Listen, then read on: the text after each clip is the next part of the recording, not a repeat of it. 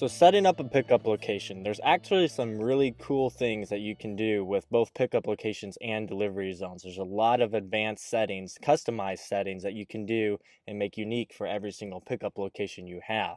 But we're not going to get into any of that today. I could actually probably spend an hour or two just going over pickup locations and delivery zones and everything you can do with those alone.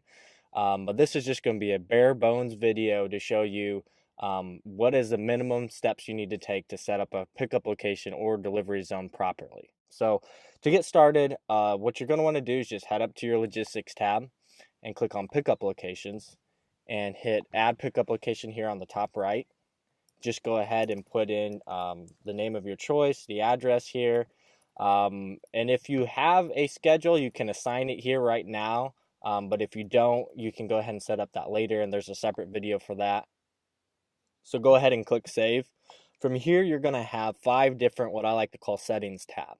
The first one is our description. So here we can go ahead and add a detailed description to the pickup location that'll show on the unique landing page that you're going to have for this pickup location, and that'll be set up by default on the front end of your website. So go ahead, you can add a description here. If you're curious to see how this displays, just go ahead and select this pickup location on the front end of your website, and you can watch it update accordingly.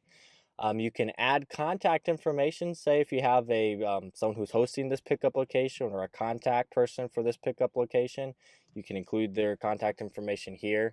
Back up on the top right, we're going to have our pickup times. If you have multiple time slots for one location, I would advise you separating those with either commas or a separate line. And then down here we can reapply a schedule. Again, if you have that created at this time, there's going to be a separate video to go over schedules. So let's go ahead and click on the address tab here, and this is literally just where we would, if we needed to change the address, you can update it from this tab. So let's move on to fees. So this first field here is going to be just what it is. It says delivery fee, and that's how it will display on the front end of our website on our pickup location page that we're creating here. It'll also display as a delivery fee at checkout. And we can present delivery fees one of 2 ways. We can charge either a flat rate fee that will apply against the entire order, regardless of the size of that order, or we can charge what we call per pound fee. So that'll just charge a rate based off the size of the order that's being placed on your website. So if I set this up to a per pound fee and I charge, say, 30 cents a pound, if someone places a 10-pound order on my website, they're going to get charged a $3 delivery fee at checkout. So with this second field, we can decide if we want to include our delivery fee in our tax calculation. So you could toggle yes or no. And this third field down here is a pretty unique feature. Basically, what you can do is you can provide a capped delivery fee on your website once an order reaches a certain amount. So say I have a scenario where anyone who places a $100 order on my website, I don't want them to have to pay more than $10 for delivery. So I'll walk through these settings real slow because they can get kind of confusing. But if I want to do something like this, I just toggle yes. And then this cap threshold, this is the retail amount of the order that I want them to hit to have their delivery fee cap out or readjust. So in my scenario, I want it to be $100. And then this final field down here, this is basically, it's an override field. So this field will override what your delivery fee is set to. So say I want it to cap out at $10. So if they were, with our settings up here at the top, if we had a per pound setting that would charge them more than $10, it'll override that fee to just $10 or whatever I have in this field. I could actually set this to 0. 0. And that would mean that basically anyone who places a $100 order on my website, they're going to get free delivery. So that allows you to add free delivery on a certain order minimum, which is a high requested feature. So that's really, really cool. Scroll down here to the bottom. We have our additional fees. So basically, if you have any other additional fees you want to charge for this pickup location here, you can add them just by clicking, add as many as you want, just by clicking add fee. And you can just put an amount and decide if that's taxable or not. And this is just a flat rate fee here. Let's head over to settings.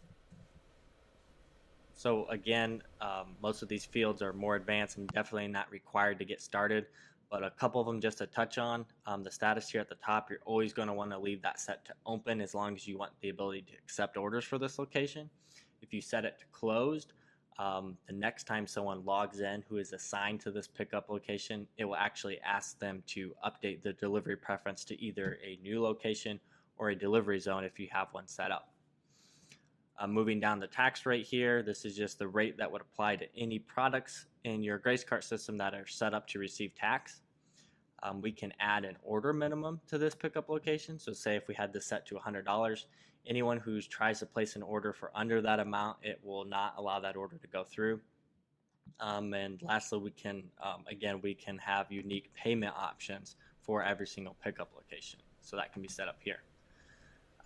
So that's good. Let's go to the display messages. So again, this is some more fine detail stuff, but basically what you can do here is override some of the default display messages that are set up at your checkout page when someone is placing an order for this pickup location. And also there's a few fields here where you can update the display messages that appear on the custom landing page that is going to be dedicated to this pickup location. So all of them are labeled with a brief description for where these display, but when you're updating these, I would just go ahead and continue to refresh the front end of your website so you can see exactly where they are located. For just one example down here, basically you can change your delivery fee title. So this is basically the title of the delivery fee that you set up in the fees tab earlier, that per pound fee or that flat fee. So we could call this something else if for some reason you don't want to have it displayed as a delivery fee. But that's just one example. Again, you can read the descriptions on these and decide if you need to make any changes. And with that, we've summarized the bare bone details, or more than the bare bone details, that you would need to get started for your first pickup location. The only other crucial step would be to assign a schedule. So if you haven't created a schedule yet, go ahead and check out our separate video for that.